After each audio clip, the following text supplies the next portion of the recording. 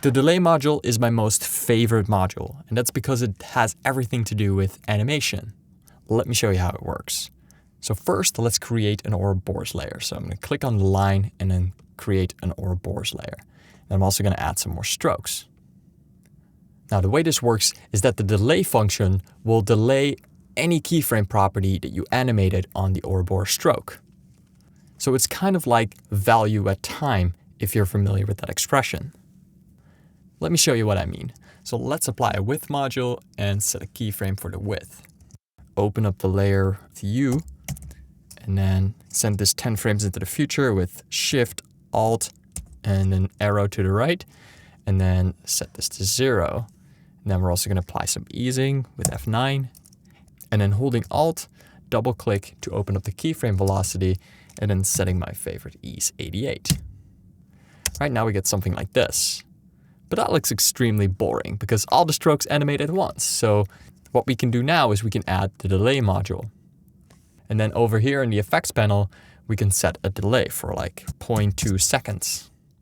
You can already see what's happening. Now the animation looks like this. So this is a very quick way to add a lot more dynamics to your animation without doing too much work. Now this works with all these properties that you can animate in the effects panel. So it can also add a trim, for example, and then animate the end. So let's set a keyframe over here, and then a keyframe of 0 over here, and then also apply the same easing. I'll double click, and then setting this to 88. So now we get something like this. Now that can still look a little bit too perfect. So with the delay module also comes a random control. So when I activate that, a new slider shows up, and here I can type 80% to add a little bit of imperfection. And what that will do is it will change the rhythm of when these strokes appear.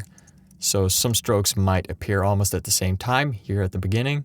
Other strokes may take a little bit longer. And if you want to change this up too, you could try a different random seed here. So now it looks slightly different. Now, if you want the strokes to go the other way, you could also just click on the stroke and then click on this icon here to swap the shape direction. And now the strokes go the other way. If you want the last stroke to appear first instead of last, you can invert this number. Just type minus 0.2. And now when you play this, the last stroke will appear first.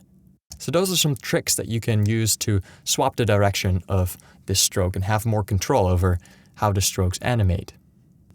Now from here you can do all kinds of cool things like adding a random width, for example, and changing the cap to round caps. Maybe choose a different random seed.